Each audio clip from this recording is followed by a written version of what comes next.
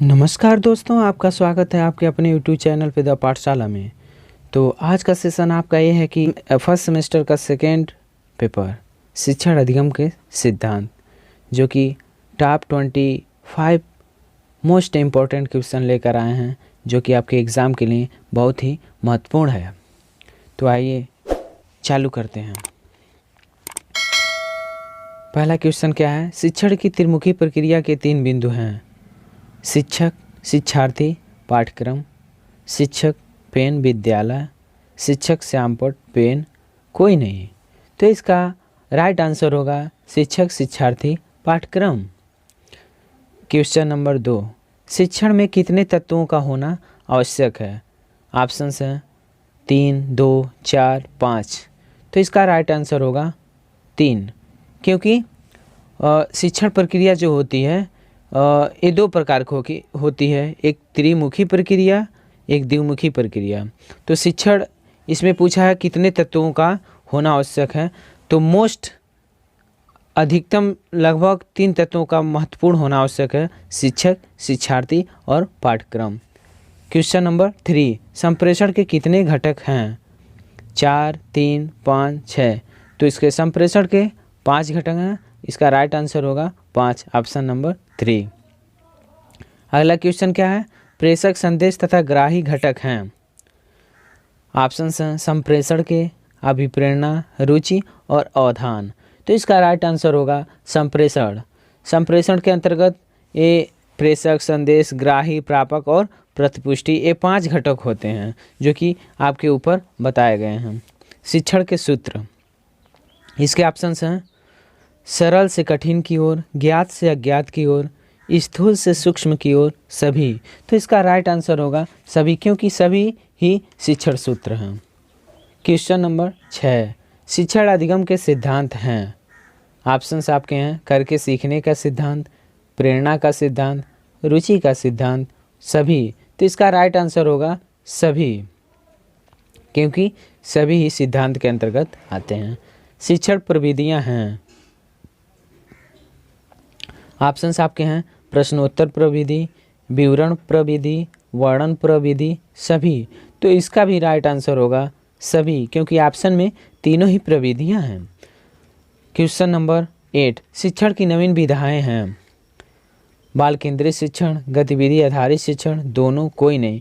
तो इसका right answer होगा दोनों, क्योंकि दोनों ही शिक्षण की नवीन विधियां हैं।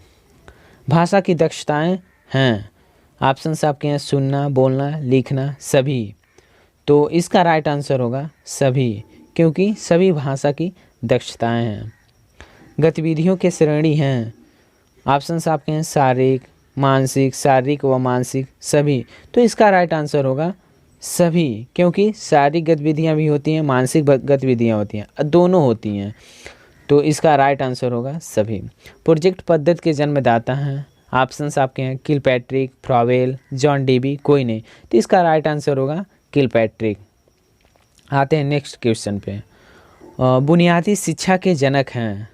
तो ऑप्शंस आपके हैं Mahatma Gandhi, Froebel, John Dewey, कोई नहीं। तो इसका राइट आंसर होगा महात्मा गांधी। अगले क्वेश्चन पे आते हैं। डाल्टन पद्धति के जन्मदाता हैं। ऑप्शंस आपके हैं जॉन डाल्टन, पारखस्ट, फ्रॉवेल, कोई नहीं। तो इसका राइट आंसर होगा पारखस्ट, जिनका पूरा नाम है हेनरी पारखस्ट। अगले क्वेश्चन पे आते हैं। मॉन्टेसरी पद्धति के जन्मदाता हैं। ऑप्शंस आपके हैं Froebel, Mahatma Gandhi, Maria Montessori, Dalton. तो इसका राइट आंसर होगा option number 3, Maria Montessori. TLM का पूरा नाम है, तो इसका पूरा नाम क्या है?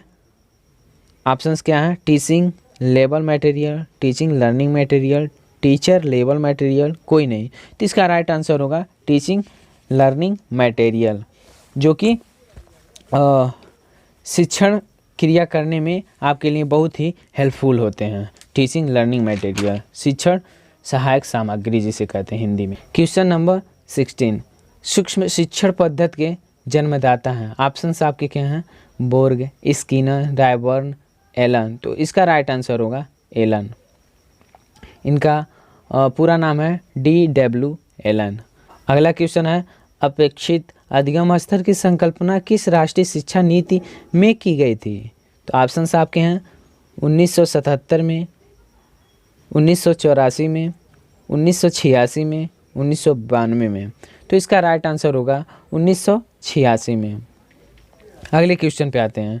वाद विवाद प्रविधि के खोजकर्ता हैं। ऑप्शंस आपके क्या हैं? डाल्टन, फ्रावेल, हेरी और स्ट्रीट, स्किनर। तो इसका राइट आंसर होगा हेरी और स्ट्रीट।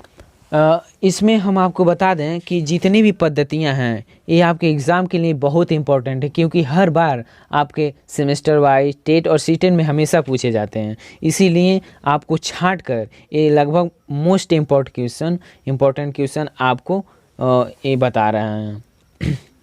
क्वेश्चन नंबर 19, शिक्षण में सहायक श्रव्य उपकरण है। ऑप्शंस क्या हैं? मॉडल, सैमपॉट, रेडियो, प्लेनेट, बोर्ड। तो इसका राइट आंसर होगा रेडियो, क्योंकि श्रव्य उपकरण, जिन्हें श्रव्य मीन्स होता है क्या? सुनना है। ये क्वेश्चन में ही इसका आंसर छिपा हुआ है। तो इसका राइट आंसर होगा रेडियो। क्वेश्चन नंबर 20, भूगोल शिक्षण के लिए सर्वोत्तम विधि है। ऑप्शंस आपके हैं प्रदर्शन विधि, पर्यटन विधि, कथोपकथन विधि, कहानी विधि। तो इसका राइट आंसर होगा पर्यटन विधि। क्वेश्चन नंबर 21, अधिगम का सर्वोत्तम साधन है। जी, अधिगम मीन्स क्या होता है? सीखना। सीखने का सबसे अधिक साधन क्या है? ऑप्शंस आपके क्या हैं? पत्रिकाएं, पुस्तकें, कक्षा का वातावरण, श्रव्य दृश्य सामग्री। तो इसका राइट आंसर होगा श्रव्य दृश्य सामग्री, क्योंकि देखते और सुनते हैं तो हमको बहुत तेज़ी से ही याद होता है।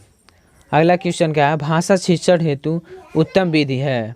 पहला वर्णन विधि, स्पष्टीकरण विधि, कहानी विधि और पर्यटन विधि। तो इसका राइट आंसर होगा कहानी विधि। अगला क्वेश्चन क्या है? शिक्षक को प्रश्नों का निर्माण करना चाहिए। ऑप्शंस हैं छात्र सहभागिता द्वारा, स्वयं के द्वारा, दूसरों के द्वारा, किसी के द्वारा नहीं। तो ऑप्शंस क्या हैं आपके? छात्र सहभागिता द्वारा। अगला क्वेश्चन, गणित कीट का उपकरण है। ऑप्शंस हैं डेमिनोज, बीकर, क्लैंप, कोई नहीं। तो इसका राइट आंसर होगा डेमिनोज। लास्ट क्वेश्चन क्या है आपका? प्राचीन कालीन शिक्षण विधियाँ थी पाठ्य पुस्तक केंद्रित, शिक्षण केंद्रित, बाल केंद्रित, पाठ्यक्रम केंद्रित। तो इसका राइट आंसर होगा शिक्षण केंद्रित। तो थैंक यू गाइस। लगभग आपको समझ आ गया होगा। यही आपके 95% एग्ज़ाम में पूछे जाते हैं, जो कि आपको छांट के बनाया गया एक क्वेश्चंस हैं। तो लगभग आपको समझ आ गया होगा। Thank you so much. अगर आपको जो भी मटेरियल चाहिए, जिस लेसन का, जिस टॉपिक का चाहिए, आप हमको कमेंट करके बता दीजिए, हम ज़रूर आपको प्रोवाइड करा देंगे। Thank you.